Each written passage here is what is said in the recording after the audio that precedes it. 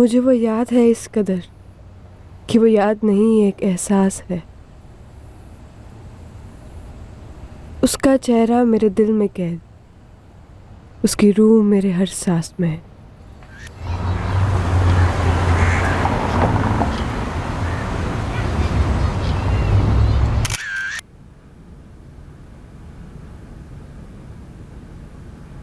आज तस्वीरों की फसल अच्छी थी। हर तस्वीर एक खूबसूरत राज है रिश्तों का। मासूम बच्चे और उनके खुश नसीब माँ बाप के बीच का रिश्ता।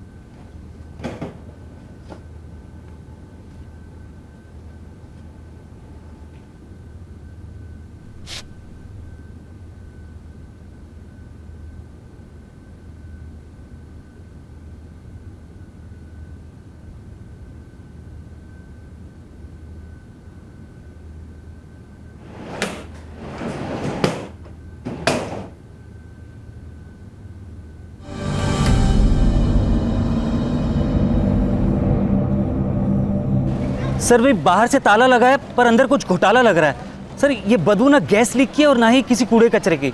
आप तुरंत आएंगे तो बेहतर होगा सर।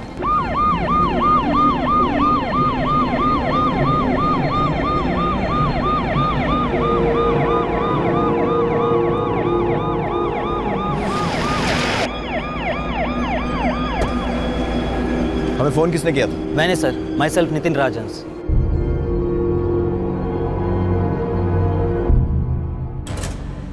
ताला कब से लगा हुआ है? सर, ताला तो लगभग 3-4 दिन से है सर। कौन रहता है यहाँ? सर, वैसे तो फ्लैट दिनेश मेहरा का है पर किराए पर चढ़ा रखा है। 3 लोग रहते हैं यहाँ, एक लड़की और 2 लड़के, तीनों यंग से हैं। ये दिनेश मेहरा का नंबर है आपके पास? मैंने फ़ोन कर दिया सर, वो पहुँचते ही होंगे। ताला तोड़ दो।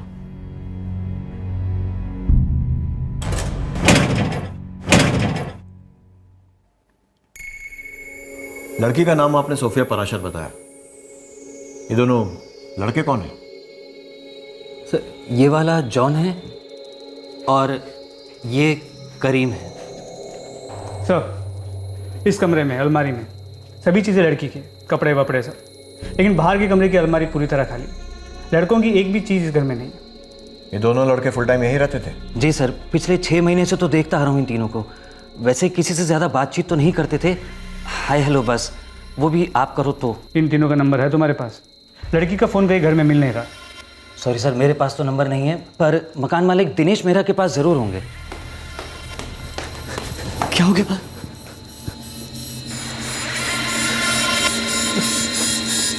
क्या हो गया? अरे दिनेश भाई, आपके घर में जो लड़की रहती थी उसकी डेड बॉडी मिली है। क्या बात कर रहे हैं? हाँ?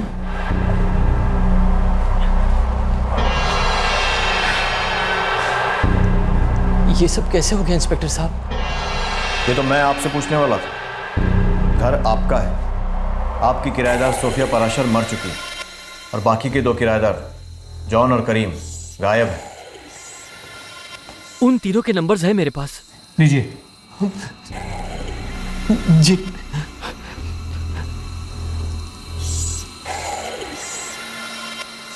आपके द्वारा डायल किया हुआ नंबर अभी बंद है, कृपया। नहीं साहब जी, हमारे बीच कोई रिटर्न एग्रीमेंट तो था नहीं। असल में मुझे जल्दी थी अपने इस फ्लैट को किराए पर चढ़ाने की। ऐसे में मेरे एक दोस्त ने इस लड़की को रेकमेंड कर दिया।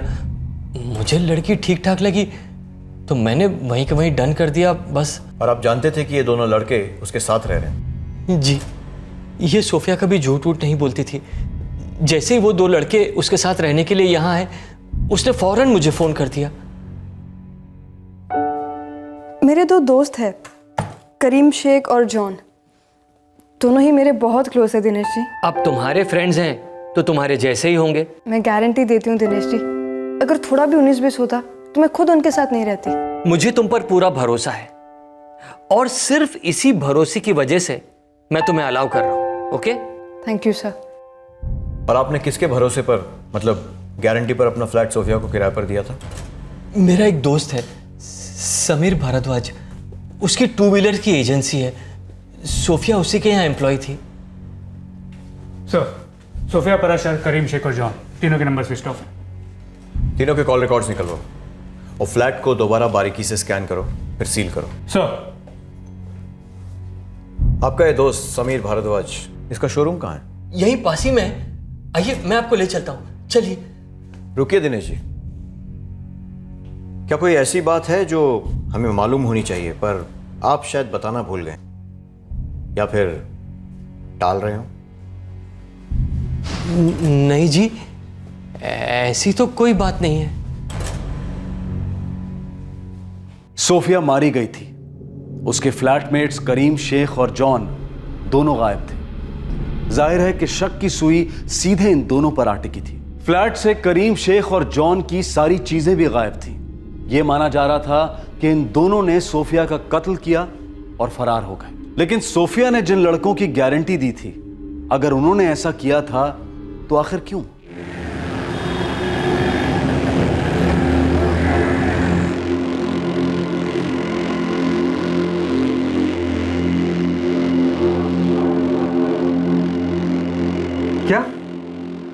क्या बात कर रहे हो सर? जी हाँ, सोफिया पराशर का मर्डर हुआ है। ओह माय गॉड, मुझे यकीन ही नहीं हो रहा इंस्पेक्टर। करीब 3 दिन से उसके फ्लैट पर ताला लगा हुआ है। वैसे आखिरी बार काम पर कब आई थी? 30 जून को। मिस्टर समीर भारद्वाज, 3 दिन से आपकी एम्प्लॉय काम पर नहीं आई और आपने जानने की कोशिश भी नहीं की कि ऐसा क्यों है? सर 3 दिन की छुट्टी ली थी उसने।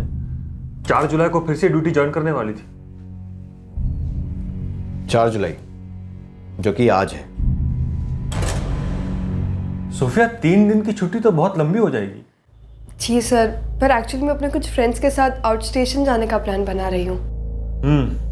ठीक है, लेकिन एक ऑनेस्ट बात बोलूं, तुम जैसी एम्प्लॉय अगर एक दिन भी नहीं आती तो इस शोरूम के काम पर असर पड़ता है। अब तुमने काम इतना बढ़िया किया है तो वैकेशन तो बनता है, तो जाओ एंजॉय करो। Thank you so much sir.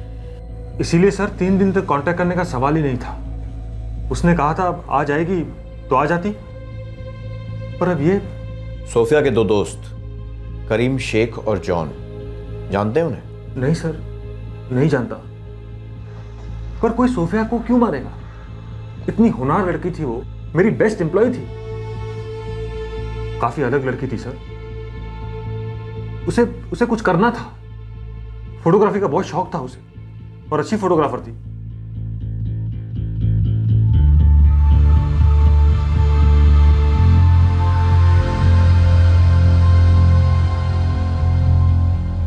किशोर, इन तीनों में से कोई तो है जिसे फोटोग्राफी का बहुत शौक था। समीर जी, सोफिया यहां कब से काम कर रही थी? अगस्त में 1 साल हो जाता। और आपने उसे काम पर कैसे रखा था? मतलब वो यहां ही कैसे थी? मैंने एक नोटिस लगाया था यहीं हमारे गेट पर।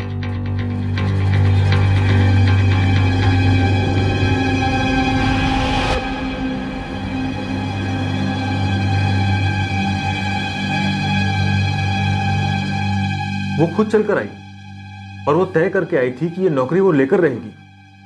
सर गजब का कॉन्फिडेंस था उसमें। सर मैं 18 ईयर्स और 3 मंथ्स की हूँ, 12th तक पढ़ी हूँ, ठीक ठाक इंग्लिश भी बोल लेती हूँ, कंप्यूटर savvy हूँ। ये जॉब पक्का कर लूँगी सर। तुम्हारा रेज्यूमे? वही तो बताया सर आपको, टाइप करके दूँ? I mean no work experience? No sir, actually ये मेरी पहली जॉब होगी। और फर्स्ट इंटरव्यू? हाँ सर, और मैं जानती हूँ आप मुझे जॉब पक्का देंगे। क्योंकि आप जानते हैं कि मैं इस जॉब को अपना 100% दूंगी। तो फिर कब से ज्वाइन कर सकती हो? अभी से सर, मैं तो तैयार हूँ, खाना वाना सब साथ में लेकर आई हूँ।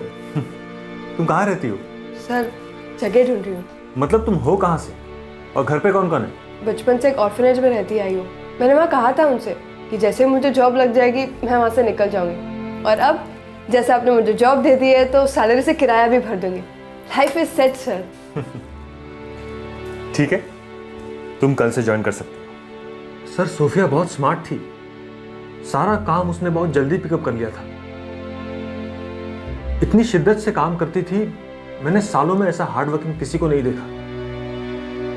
और दिल की साफ, जुबान की साफ, जी करता था उस लड़की के लिए कुछ करूं। इसीलिए जब दिनेश मेहरा ने कहा कि उसे अपना फ्लैट किराए पर चढ़ाना है, तो मैंने कहा दिनेश इस लड़की को दे और पैसे की झिझक ना कर। अनाथ आश्रम में पली बड़ी थी। इस ऑर्फनेज का नाम बता सकते हैं? हाँ सर, उसने नाम बताया तो था, कोई Prabhu Kripa home for children.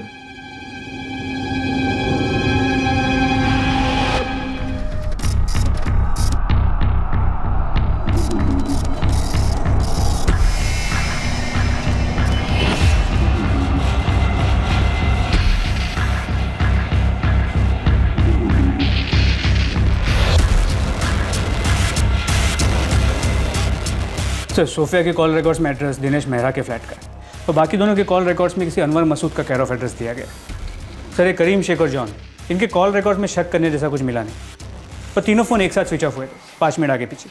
Last location? Dinesh Mehra का फ्लैट, जहाँ ये तीनों साथ में रहते थे। सोफिया के कॉल रिकॉर्ड से कुछ मिला? सर एक आदित्य दुबे का नाम आया है, पिछले 4 महीनों से उसके साथ लगातार बातचीत हो रही थी। मुझे इस केयर ऑफ एड्रेस वाले अनवर मसूद और आदित्य दुबे दोनों का कच्चा चिट्ठा चाहिए। सर क्या? ये कब हुआ?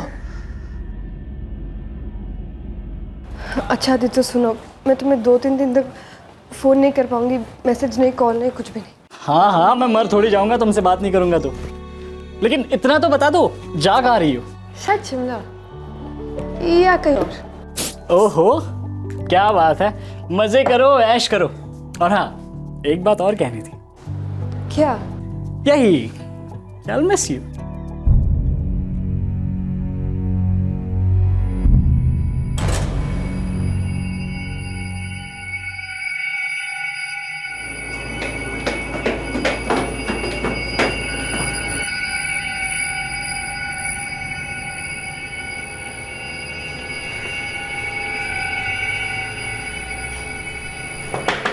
अनवर मसूद,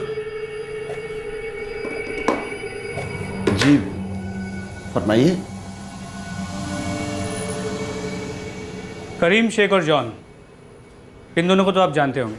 जी हाँ जानता हूँ, और बहुत अच्छी तरह से जानता हूँ। वैसे माजरा क्या है साहब? जॉन और करीम दोनों बेस्ट फ्रेंड्स थे सोफिया के। उसने मिलवाया था उन दोनों से मुझे। सो आदित्य, ये है जॉन और ये है करीम। हम लोग मिल आज रहे, लेकिन सोफिया ने बहुत कुछ बताया तुम दोनों के बारे में मुझे। आदित्य एक्चुअली हम एक ही जगह में और एक ही साथ पले बड़े। वो दोनों लड़के बड़े नेक हैं साहब। ये आपके नेक लड़के इस वक्त कहाँ नेकी कर रहे हैं? ये मैं कैसे बता सकता हूँ? 6 महीनों से तो मैं उनसे मिला तक नहीं। वो दोनों आपके साथ यहीं रहते थे ना? जी हाँ यहीं रहते थे। दरअसल मेरा धंधा हल्का मंदा चल रहा था, तो सोचा खाली कमरे से कुछ पैसे कमा लूँ। कौन सा ब्रोकर लाया था उन्हें? आज के ज़माने में सबसे बड़ा ब्रोकर इंटरनेट है। मेरे बेटे के एक दोस्त ने कहा कि अंकल ब्रोकर का झंझट ही नहीं है, सब कुछ फेस टू फेस हो जाएगा, इसलिए डाल दिया इंटरनेट पर। और दूसरे दिन ये दोनों लड़के दरवाजे पर थे। वालेकुम अस्सलाम। बैठो बेटा, बैठो बैठो। करीम शेख और जॉन। ये जॉन क्या बेटे? दरअसल मेरा नाम असलम खान है, जॉन बस पुकारने वाला नाम है। अच्छा अच्छा अच्छा, तो आप करीम शेख साहब और आप असलम खान साहब। बेटा आपके वालिदैन क्या करते हैं? आप लोग हो कहाँ के? दोनों यतीम खाने में पले बड़े थे साहब, पर उनकी तहजीब देखते आप लगता किसी पढ़े लिखे खानदान से ताल्लुक़ रखते। निहायत ही शरीफ। करते क्या थे दोनों? सर्विस करते थे सर। कैसी सर्विस? कहाँ पर? ये तो मैंने कभी पूछा नहीं साहब। किराया वक्त पर दे देते थे, कोई बुरी आदतें नहीं थी और ना ही शोर शराबा। फिर 6 महीने पहले छोड़कर चले गए। क्या कहा था आपसे? यही कि किसी दोस्त के साथ रहेंगे उसके फ्लैट पर। फिर 6 महीनों से ना ही उनसे मुलाकात हुई और ना ही कभी फोन पे बातचीत। कोई जरूरत ही नहीं थी। क्या ये वही अनाथ आश्रम है जहाँ सोफिया पली बड़ी थी? जी सर, सोफिया ने यही कहा था मुझसे। तुम्हें पता है आदित्य, ये जॉन दरअसल जॉन नहीं है, इसका असली नाम असलम खान है। और इसका नाम जॉन इसीलिए क्योंकि मैंने इसे नाम दिया है। और ये सोफिया है, और ये सोफिया इसलिए है क्योंकि मैंने इसका नाम सोफिया रखा है। तुम तीनों, ऐसा लगता है कि तुम तीनों एक ही फैमिली के हो। वो तीनों बचपन से एक साथ रहे थे। तो अगर ये असलम खान जॉन था तो सोफिया क्या थी? उसका असली नाम? आरती। तो तीनों साथ में पले बड़े थे, काफी क्लोज भी थे। और तुम भी क्लोज थे आरती के? जी सर। कहाँ मिले? मैं बाइक खरीदने उसके शोरूम गया था sir.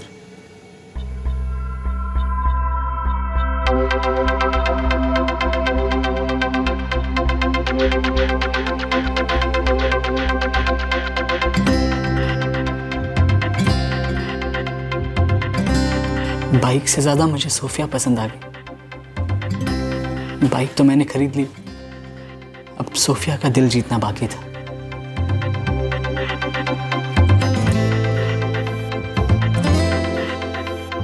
Okay ma'am, I am in love with this bike. मैं यही बाइक खरीदूंगा। Congratulations sir. मेरा नाम है आदित्य दुबे। और आप? सोफिया।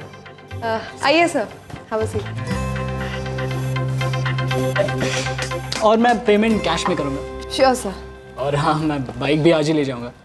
Sure sir. अच्छा, आप मेरे साथ बाइक राइड पर चलोगी? उसके बाद एक कॉफ़ी। सॉरी सर, एक्चुअली आप यहाँ पर कस्टमर है और मैं यहाँ काम करती हूँ। एक्चुअली मैं ओके, नो प्रॉब्लम। पर मैं बाइक तो खरीद सकता हूँ ना? Sure sir. फिर मैं कोई ना कोई बहाना बनाकर उसके शोरूम जाते रहता, उससे मिलने के लिए। फाइनली दोस्ती हुई।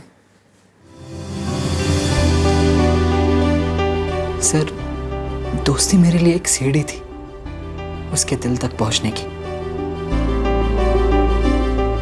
सोफिया, तुम्हें पहली बार देखते ही मुझे तुमसे प्यार हो गया था। आज कह रहा हूं, आई लव यू। उसने एक्सपेक्ट ही नहीं किया था और मुझे ये बात हजम ही नहीं हुई कि उसके दिल में मेरे लिए फीलिंग्स ही नहीं है। ऐसा कैसे हो सकता था? सॉरी आदित्य, पर मुझे फ्रेंडशिप के आगे कोई इंटरेस्ट नहीं है। मैं इस वक्त और कुछ नहीं सोचना चाहती। क्यों? क्या प्रॉब्लम है इस वक्त में?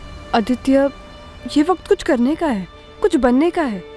मैं प्रोफेशनल फोटोग्राफर बनना चाहती हूँ, इक्विपमेंट खरीदना चाहती हूँ, बहुत सारी चीज़ें करना चाहती हूँ। लिस्ट बहुत लंबी है। तो मैंने तुम्हें कब रोका है?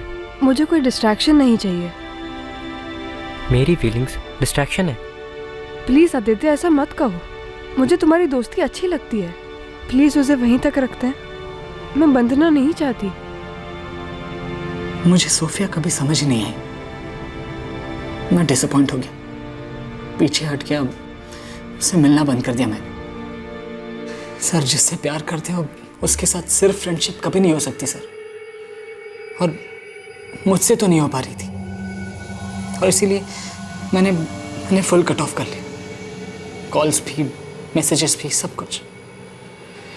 मुझे पागल नहीं होना था सर। फिर कुछ हफ्ते कुछ नहीं हुआ, पर एक दिन सोफिया ने सामने से मुझे फ़ोन किया।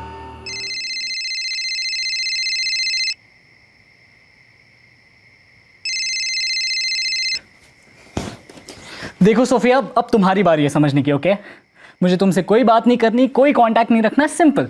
और ये फ्रेंडशिप वगैरह ना, ये सब बातें तुम भूल ही जाओ। तुम्हारी फ़ोटो तक देखता हो तो दिल मुंह में आ जाता है मेरा। और क्यों करूँ मैं अपने आप को टॉर्चर इस वन साइडेड लव में? हाँ, आई लव यू। ये तो हद है यार। देखो, कोई ज़बरदस्ती नहीं है, कोई ज़रूरत नहीं है सोशल सर्विस करने की। हो गया बोल के? तुम्हारी प्रॉब्लम ही है आदित्य कि तुम कभी मेरी कोई बात ही नहीं सुनते। अब सुनो, हो सकता है जिस फीलिंग से मैं फाइट कर रही थी वो फीलिंग्स एक्चुअली प्यार है। ये वही फीलिंग है ना जो तुम मेरे लिए फील करते थे। मैं कोई बात घुमा फिरा के नहीं कहती, मैं तुमसे प्यार करती हूँ। अब मुझे तुम्हें बात बताना जरूरी लगा। सोफिया, इन 3 हफ्तों में मैंने तुम्हें बहुत मिस किया। शायद ये 3 हफ्ते जरूरी थे आदित्य, मुझे अपनी फीलिंग्स को समझने के लिए, अपना इरादा पक्का करने के लिए। तो अब क्या इरादा है?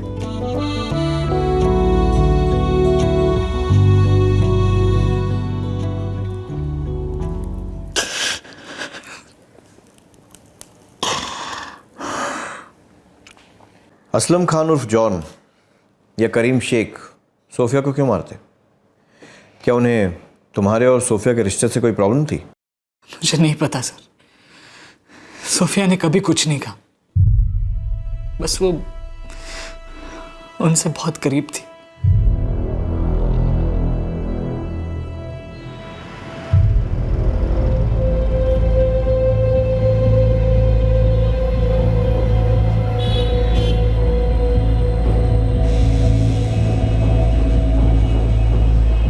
असलम खान उर्फ जॉन और करीम शेख दोनों गायब थे, अनट्रेसेबल।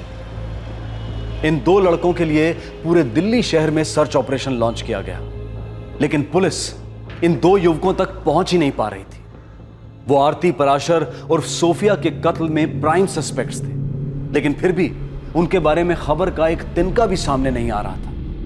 कहां छुपकर बैठे थे ये दोनों? आखिरकार पुलिस उस यतीम खाने पहुंची और उनके अतीत के गिरेबान में हाथ डालकर उनके वर्तमान का कोई सुराग खंगालने लगी।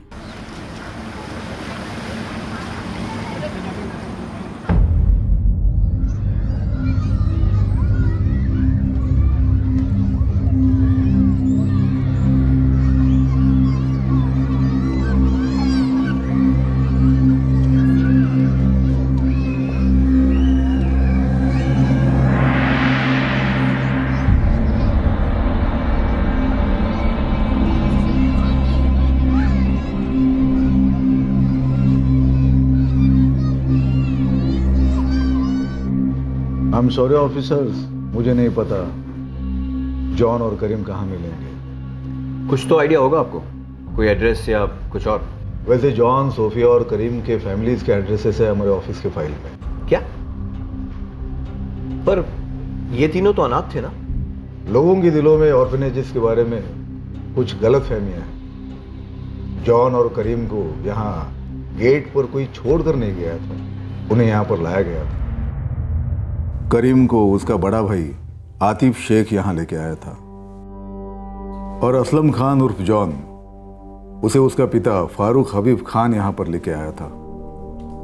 और सोफिया जो कभी आरती हुआ करती थी, इन दोनों के आने के कुछ ही महीनों बाद वो यहाँ पर लाई गई थी।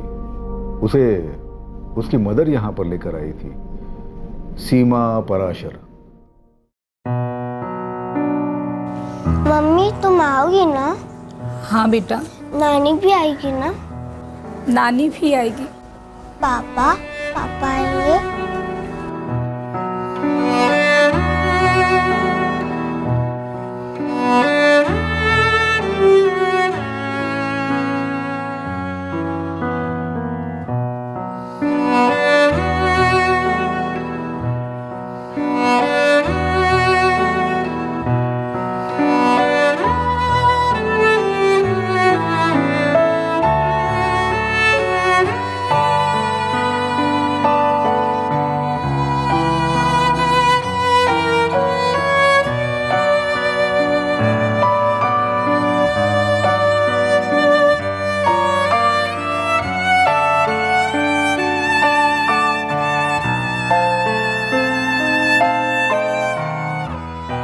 ऑफिसर, ये तीनों बहुत ही गरीब फैमिली से थे।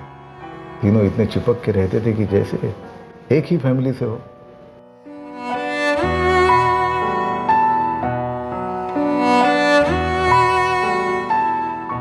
ऑफिसर, मैं इमेजिन भी नहीं कर सकता, असलम और करीम सोफिया को मारना तो दूर, उस पर एक खरोच भी नहीं आने देंगे। बहुत ज्यादा प्यार था इन तीनों में। आपको पता होगा असलम को जॉन का नाम किसने दिया? सोफिया ने। और सोफिया आरती से सोफिया बनी असलम के कहने पर। देखिए, इस वक्त हमारे पास आरती और सोफिया की लाश है, जो कि उसके घर से मिली है, जहां ये दोनों भी रहते थे, और अब फरार हैं। नहीं ऑफिसर, मुझे नहीं लगता कि ये दोनों उनकी फैमिलीज के साथ घर पे होंगे, क्योंकि इनके लिए इनकी फैमिली तो ये तीनों ही थे। नए रिश्ते वक्त बनाता है, जो है हमदर्द वही फैमिली बन जाता है। हमारे इस इंस्टीट्यूशन में जब बच्चा 18 साल का होता है तो हम उन्हें उनके फैसले लेने की पूरी आज़ादी दे देते हैं, पूरा हक दे देते हैं। वो आगे क्या पढ़ना चाहते हैं, कहाँ रहना चाहते हैं, क्या काम करना चाहते हैं। आफ्टर ऑल ये उनकी लाइफ है। जॉन और करीम यहाँ से कब निकले थे? 2012 में। उसके बाद 1 साल बाद सोफिया यहाँ से निकल गई। उसे एक बाइक की शोरूम में जॉब लगी थी। आप मुझे इन तीनों की फैमिलीज के एड्रेस दीजिए। हाँ, देता हूँ। ऑफिसर, मैं उम्मीद करता हूँ कि इन तीनों की फैमिलीज आपको मिले, कोऑपरेट करें और जॉन और करीम का पता चले। All the best. Thank you.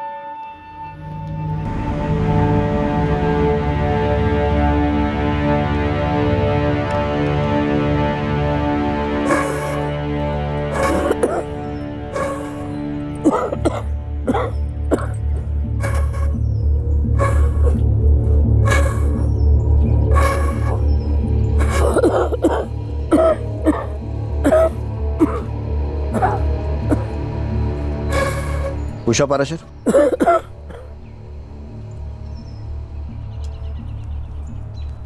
आरती आपकी नातिन थी? हाँ जी। क्या हुआ उसे? वो अब नहीं रही, उसका कत्ल हो गया।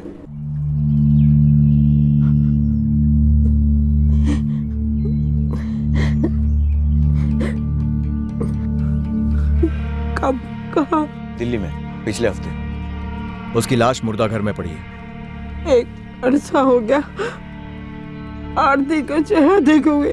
आरती के माँ बाप कहाँ हैं? उसका बापू तो दोनों को छोड़ के दुबई चला गया। वहाँ उसको नौकरी भी मिल गई।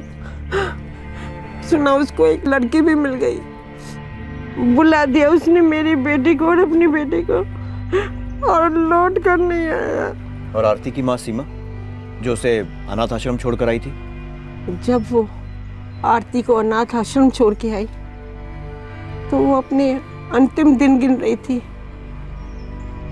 क्योंकि उसे कैंसर हो गया था।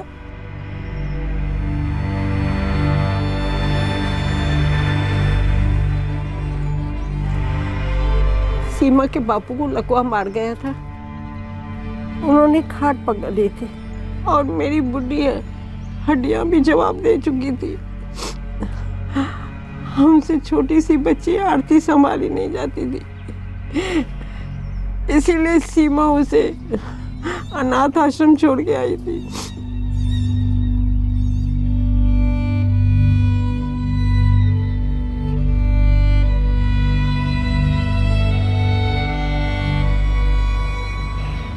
नहीं साहब, करीम तो यहाँ पर नहीं आया। पिछले कुछ दिनों में बात हुई थी आपसे? 2001 में मैंने उसे वहाँ पर छोड़ा था। उसके बाद से मैंने उसे देखा नहीं, ना ही कभी उससे बात। एक बार भी नहीं? भरोसा एक ही बार टूटता है साहब। वो 7 साल का था जब मैं उसे वहाँ पर छोड़ कर आया था। नफरत करता था शायद मुझसे, या करता है, पर मेरी मजबूरी थी साहब।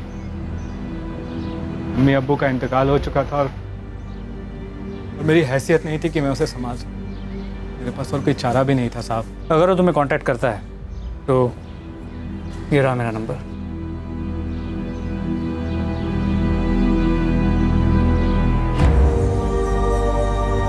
सीने पे पत्थर रखकर छोड़ाया था उसे।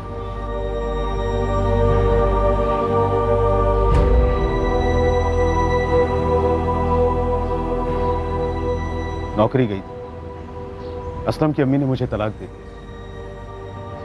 उसने दूसरी शादी कर ली और मैंने बोतल पकड़ ली। 12 साल गुजरने के बाद भी मुझ में इतनी हिम्मत नहीं आई कि मैं अपने बच्चे के पास जा सकूं। अगर असलम यहाँ आता है या फ़ोन करता है तो अब की बार हिम्मत दिखाइएगा और हमें कांटेक्ट कीजिएगा। करेंगे ना?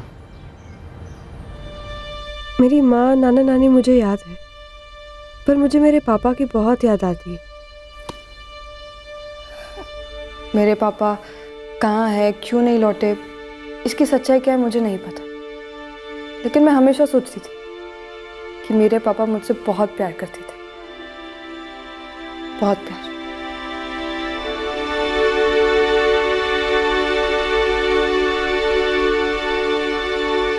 वहाँ ऑर्फनेज में बहुत तकलीफ होती थी ना?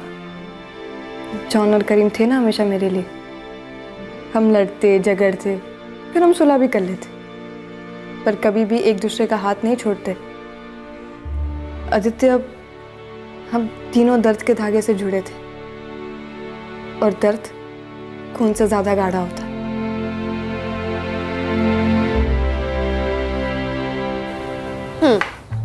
तो जैसा मैं कह रही थी, मुझे मेरी माँ छोड़ दी और इस असलम उर्फ जॉन को उसके अब्बू छोड़ गए थे। और ये करीम, तुम्हें पता है ये हम में से सबसे ज्यादा लकी है, क्योंकि इसे अपना भाई छोड़ गया था।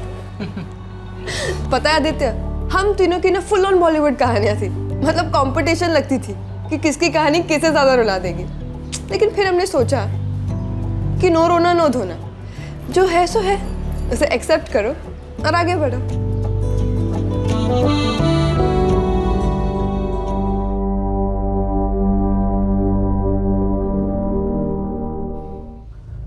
तीनों के बचपन मानो एक ही स्याही से लिखे गए थे।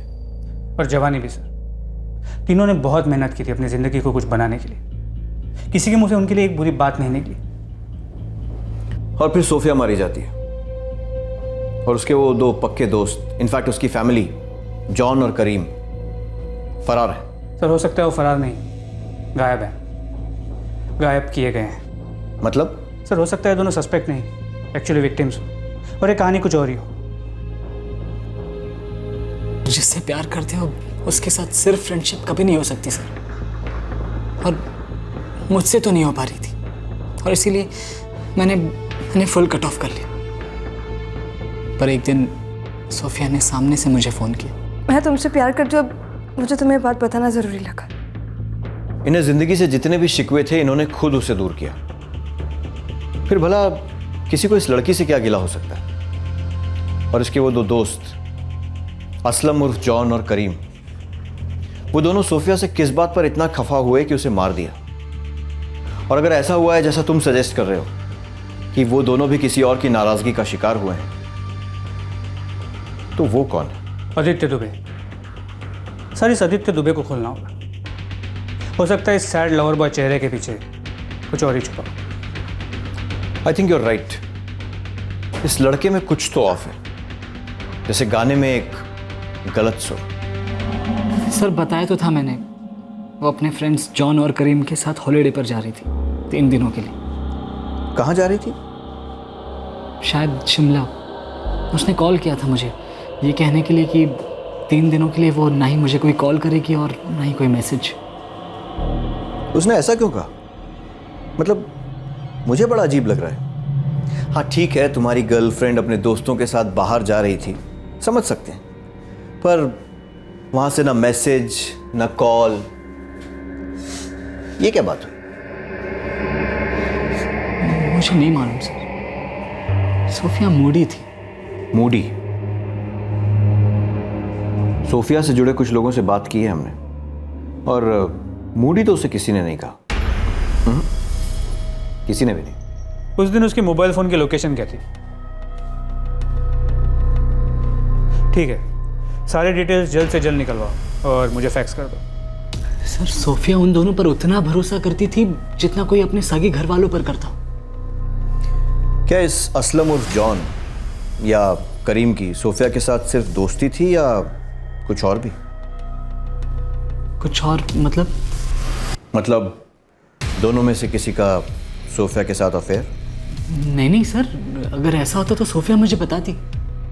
वो बहुत ही स्ट्रेट फॉरवर्ड थी, कभी कोई बात नहीं छुपाती। तो अब वो स्ट्रेट फॉरवर्ड भी हो गई, मतलब पहले मूडी और अब स्ट्रेट फॉरवर्ड। सर मैं बहुत प्यार करता था उससे, मैं तो ये सोच भी नहीं सकता कि कोई उसे मार डालेगा। और वो जॉन और करीम सर, वो ऐसा बिल्कुल नहीं कर सकते। तीनों बहुत करीब थे एक दूसरे के। सर एक मिनट।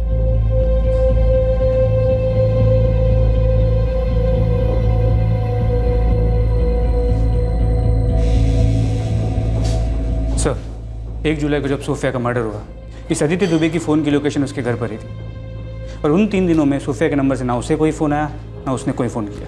मतलब हम घूम फिर कर वापस वहीं आ पहुंचे।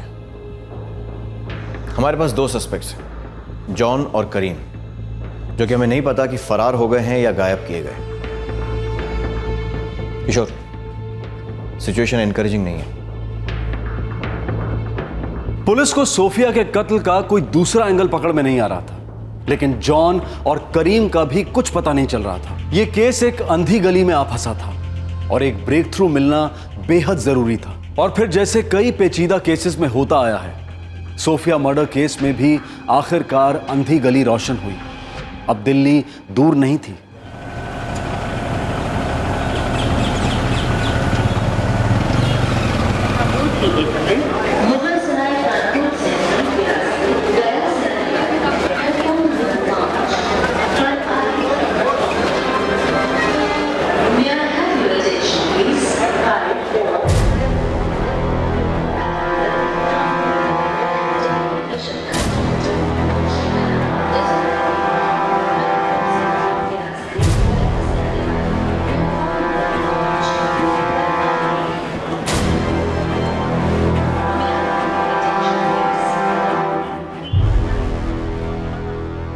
सर ये दोनों वही है, कंफर्म।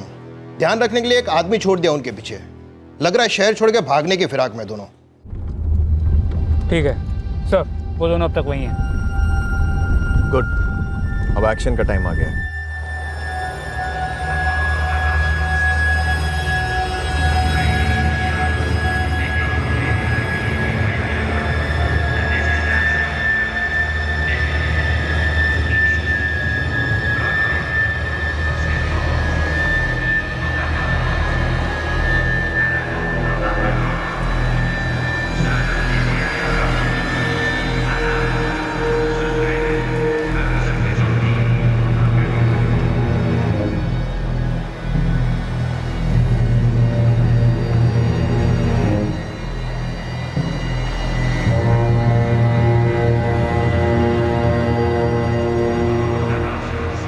करीम शेख, असलम खान उर्फ जॉन। पता है हम लोग ये मान चुके थे कि सोफिया का कत्ल किसी और ने किया है और शायद तुम लोगों के साथ भी कुछ बुरा हुआ है, पर किसी और के पास सोफिया को मारने का कोई कारण ही नहीं था। लेकिन तुम्हारे चेहरे मुझे बता रहे हैं कि तुम्हारे पास वजह थी, वाजिब वजह। और अब वो वजह तुम मुझे बताओ।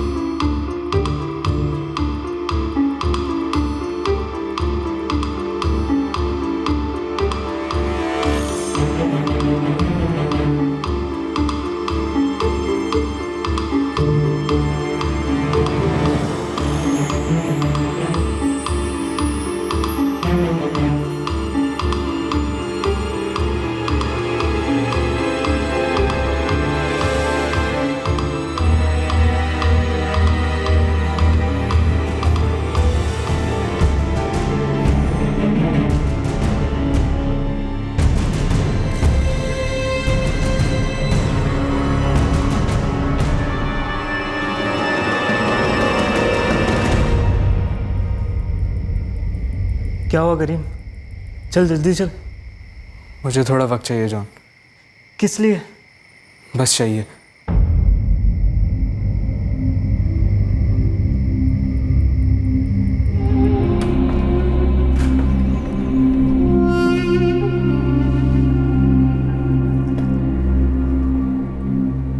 खामोशी अलग अलग तरह की होती है। एक खामोशी होती है डर वाली, एक खामोशी होती है पछतावे की, एक होती है अकड़ वाली जिसे हम यूं तोड़ सकते हैं। तुम्हारी कौन सी है? जितनी अच्छी फोटोग्राफी करती थी उतना अच्छा लिखती भी थी सोफिया।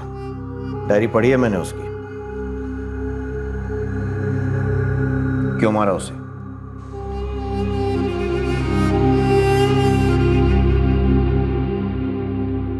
जॉन और करीम ने कानून से भागते वक्त सोफिया की डायरी पढ़ी थी।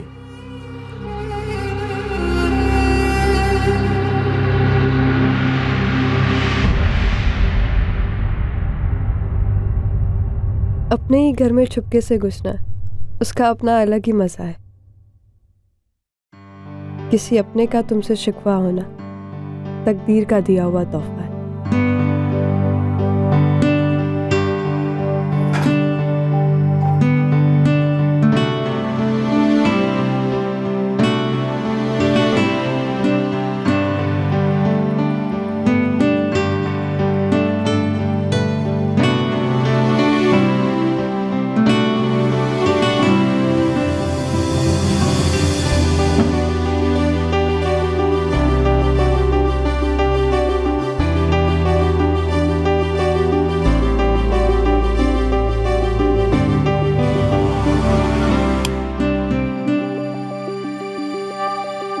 कहाँ थी?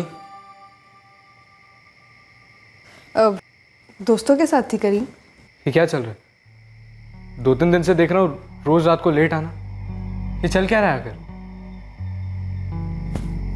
गलती हो गई, सॉरी, फिर कभी नहीं करूँगी। कोई बात नहीं, पर हाँ अगर अगली बार लेट होना तो बता दियो मेरे को। कहाँ हो, किसके साथ हो, जानना ज़रूरी है मेरे लिए। ओके दरोगा साहब, ओके। अगली बार तुझे पक्का बता के जाऊंगी। अब जाके सो जा। अपनों की डांट से कभी रुस्वा नहीं होती। फिक्र करने वाले सिर्फ नसीब वालों को ही मिलते हैं। अब मेरे हाथों के हैं 2-2 हाथ। जॉन और करीम है मेरे पास। अब मैं चाहूं तो भी फिसल नहीं सकती, गिरूं तब भी टूट नहीं सकती। रो दूं तो ये हंसाते हैं, मुरझाऊं तो ये खिलाते हैं। एक घर का एहसास दिलाते हैं जो हम तीनों ने सपनों में देखा था। मैं सोफिया को कभी समझ ही नहीं पाया सर। उसके जज्बात को कभी महसूस ही नहीं कर पाया। सो आदित्य, ये है जॉन और ये है करीम। हम लोग मिल आज रहे हैं, लेकिन सोफिया ने बहुत कुछ बताया तुम दोनों के बारे में मुझे। आदित्य मेरा बहुत अच्छा दोस्त है।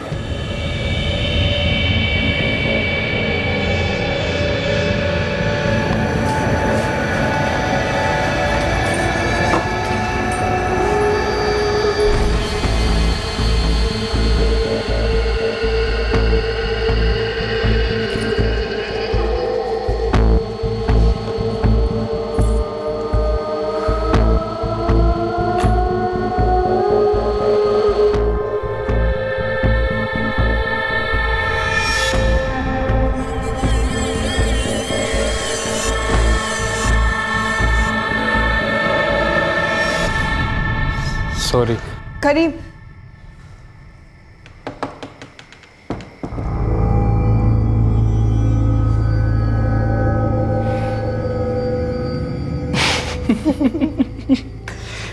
तुम अब तो तुम्हारी क्लास होगी तो जरूर, पर कोई नहीं, मैं दोनों क्लासेस के सही से जवाब दे दूंगी। प्यार करती हूँ मैं उससे।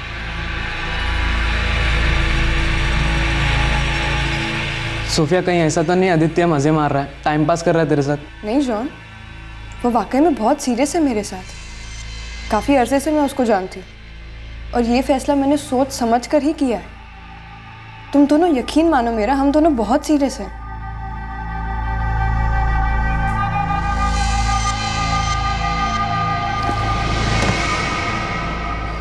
भाई अगर दोनों तरफ प्यार बराबर है तो ठीक है ना। सोफिया खुश है तो उसकी खुशी में हमें भी खुश होना चाहिए। देख जॉन, 2 हफ्ते पहले सो रही है, क्या कर रहा है?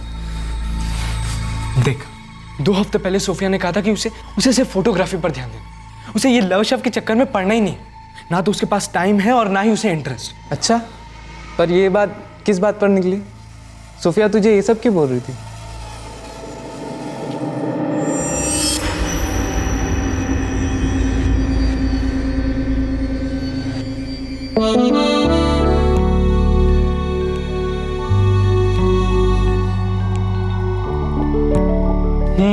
चाय। कैसा है ये सब? बहुत खूबसूरत है। और ये सारे कैसे? ये भी बहुत अच्छे हैं। बस 2 महीने की सैलरी आ जाने दे, फिर मैं लेटेस्ट DSLR खरीदूंगी और फिर तो देखियो बेटा मैं कैसे कैसे फ्रेम सेट करती हूँ। वैसे ये भी काफी अच्छे हैं। हाँ, मुझे ना प्रोफेशनल फोटोग्राफर बनना है। तुझे क्या लगता है मैं प्रोफेशनल फोटोग्राफर बन पाऊंगी? एकदम टॉप की। हुनर तो है, बाकी किस्मत। किस्मत किस्मत मिस्मत कुछ नहीं होता करीम, हम अपनी तकदीर खुद लिखते हैं। क्या मैं तुम्हें अपनी तकदीर में लिख सकता हूँ? क्या? पगली, प्रपोज कर रहा हूँ। कमाल है, प्रपोज तू कर रहा है और पगली मुझे बोल रहा है। देख यार करीम, ये लव शब्द ना अपने आप में एक पागलपन है। नहीं मेरे पास वक्त है इन चीज़ों के लिए और ना ही इंटरेस्ट। मुझे बस अपनी फोटोग्राफी पे फोकस करना है। जैसे अर्जुन को मछली की आंख दिखती थी ना, बस बिल्कुल वैसे ही। और सिर्फ 2 हफ्ते में मछली की आंख से आंख हट गई और उस आदित्य दुबे की आंख से लड़ बैठी, है ना? भाई क्या बोल रहा है, मुझे कुछ समझ में नहीं आ रहा है। पर मुझे सब कुछ समझ आ रहा है, सब कुछ। भाई मेरे, इतना दिल पे मत ले। उसकी लाइफ है, उसके फैसले। और ये तो तू भी मानता है ना कि वो हम दोनों से कहीं ज्यादा मंजी हुई है। मंजे हुए लोग झूठ नहीं बोलते जो, और खासकर उन लोगों से जो उन पर जान छिड़कते।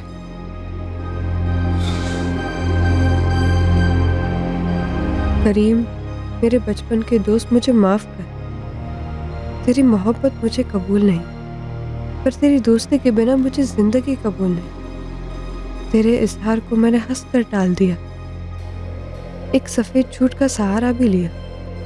पर करीम, मैं तुझे दुखाना नहीं चाहती और ना ही आदित्य को छुपाना चाहती हूँ। सही वक्त का कर रही हूँ इंतजार।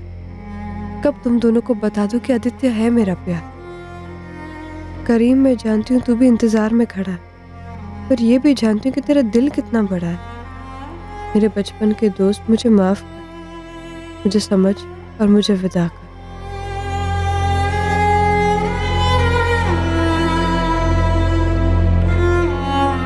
क्या समझता मैं, कैसे विदा करता उसे, कहां से लाता है इतना बड़ा दिल। मैं उसे कभी समझ ही नहीं पाया सर। जितना सोफिया मेरे लिए मायने रखती थी उतना ही करीम भी रखता था। हम तीनों मानो एक ही नस में बंधे हुए थे, और करीम की दुखती रग मुझसे बर्दाश्त नहीं हो रही थी। वो मुझसे दूर जा रही थी, जा चुकी थी, और मैं ये कबूल नहीं कर पा रहा था। आग लगी थी अंदर, जलकर राख हो रहा था मैं।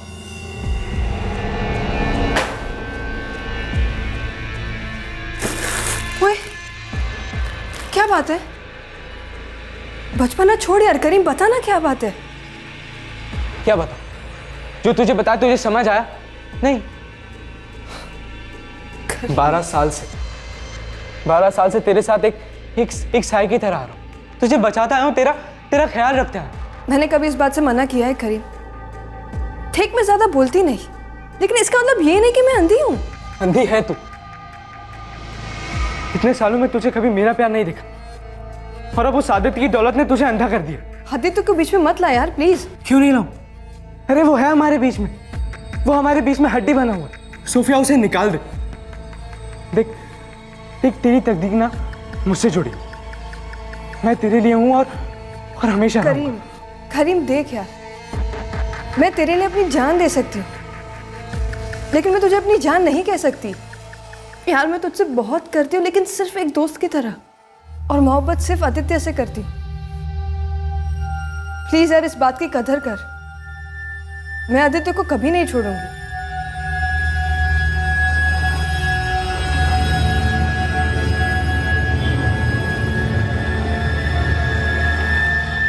ले भाई, इतनी साफ बात होने के बाद अब और रह क्या गया? छोड़ना यार, जाने दे। सोफिया की अपनी लाइफ है यार, मेरी तो कोई लाइफ ही नहीं है ना। तू ना अंधा हो गया है, तुझे दिखता ही नहीं कि सोफिया तुझसे नहीं आदित्य से प्यार करती है। साले तू अंधा हो गया, और वो सोफिया उस आदित्य की दौलत के आगे अंधी हो गई है। अबे वो अपने फोटोग्राफी के सपने को पूरा करने के लिए ना उस आदित्य का इस्तेमाल कर रही है। तू ज़्यादा बोल रहा है, बहुत ज़्यादा बोल रहा है। तुझे भी पता है, मुझे भी पता है, सोफिया कभी किसी का इस्तेमाल नहीं कर सकती। बेटा तू उसको लेने गया था या मैंने कॉल किया था? वो खुद चल कर आई थी हमारे पास, खुद ले गई थी हमको फ्लैट में। तो लाइफ बेटर है यार यहाँ पे। किसके लिए? बेटा घर का किराया हम भी शेयर करते हैं, घर का काम हम भी करते हैं, और वो उस आदित्य को ना अपनी मुट्ठी में कर रही। जिस दिन वो आदित्य इसके चंगुल में पूरी तरह आ गया ना, देख कैसे निकाल देती हम लोगों को। तो किसकी बात कर रहा है बे? सोफिया की? अपनी सोफिया की? नहीं, अपनी सोफिया नहीं रही, वो बदल गई है, बिल्कुल मतलबी बन गई है वो। तू ना गलत फहमियों में घिर गया है। तू ना एक काम कर, गहरी सांस ले, और ये जो तेरे प्यार व्यार के जज्बात है ना, बाहर छोड़ दे। इतना समझ ले तू कि वो तेरी लाइफ में उस तरह से कभी नहीं हो सकती। इतना समझ ले तू। तो उसकी लाइफ ही नहीं रही। क्या बोल रहा है बे? मेरे प्यार का गला घोटा, कीमत तो लेकर रहूँ। पागल हो गया क्या? क्या करने क्या वाला है तू? गला घोट दूँगा, मार डालूंगा। मेरी नहीं हुई तो किसी की नहीं होगी। मुझे रोकना चाहिए था, रुकना चाहिए था। मैंने ना रोका ना मैं रुका। क्यों हिम्मत नहीं कर पाया मैं? क्यों खामोश रहा?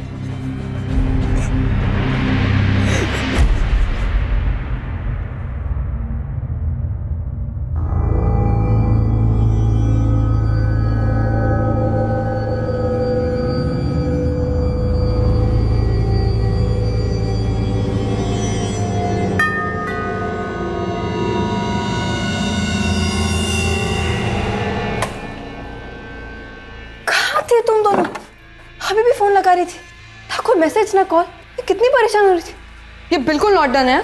तुम लोग को पता है, मैं सुबह से बैग पैक करके बैठी हूँ गधों की तरह। 3 दिन की छुट्टी ली थी मैंने, ये सोचकर कि हम सारे शिमला जाएंगे, मैं बहुत सारे पिक्चर्स क्लिक करूंगी, हम बहुत ऐश करेंगे। लेकिन अब दोपहर हो गई है। अगर सुबह निकलते ना तो इस वक्त लंच कर रहे होते, राजमा चावल खा रहे होते। क्या तुम दोनों कुछ बोल क्यों नहीं रहे हो? जॉन, करीम, मैं तुम लोगों से बात कर रही हूँ यार।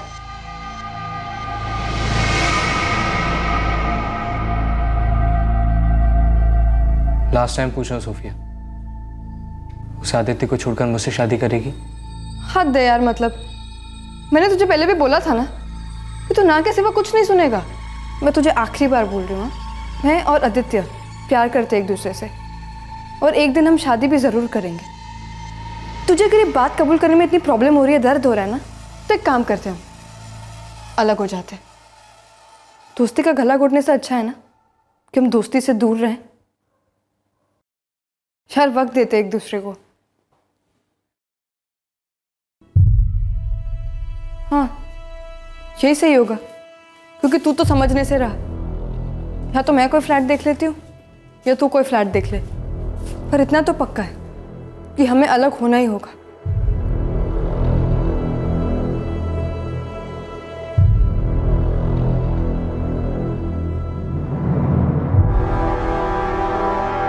हाँ, हमें अलग होना होगा, हमेशा के लिए।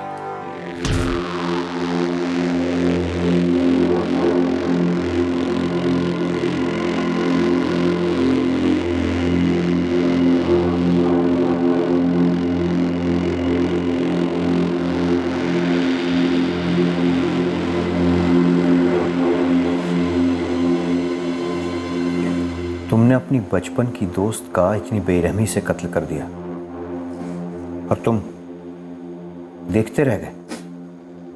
कत्ल के बाद तुम दोबारा सोफिया के पास गए थे, उसकी लाश के पास। क्यों गए थे करीम?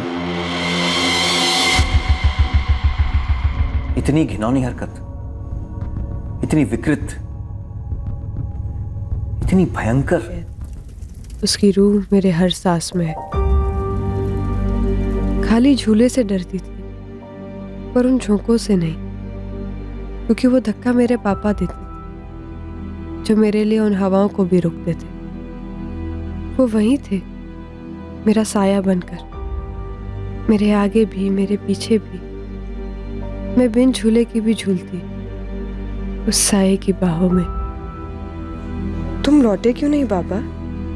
मैंने पुकारा कई बार। क्या जमाना सच कहता था कि तुम्हें नहीं था प्यार? एक याद बन गया था आपका हाथ, पर वक्त ने दिया है मेरा साथ। अब मेरे हाथों के हैं दो दो हाथ। जॉन और करीम है मेरे पास। अब मैं चाहूं तो भी फिसल नहीं सकती, गिरूं तब भी टूट नहीं सकती। रो दूं तो ये हंसाते हैं, मुरझाऊं तो ये खिलाते हैं। एक घर का एहसास दिलाते हैं, जो हम तीनों ने सपनों में देखा था।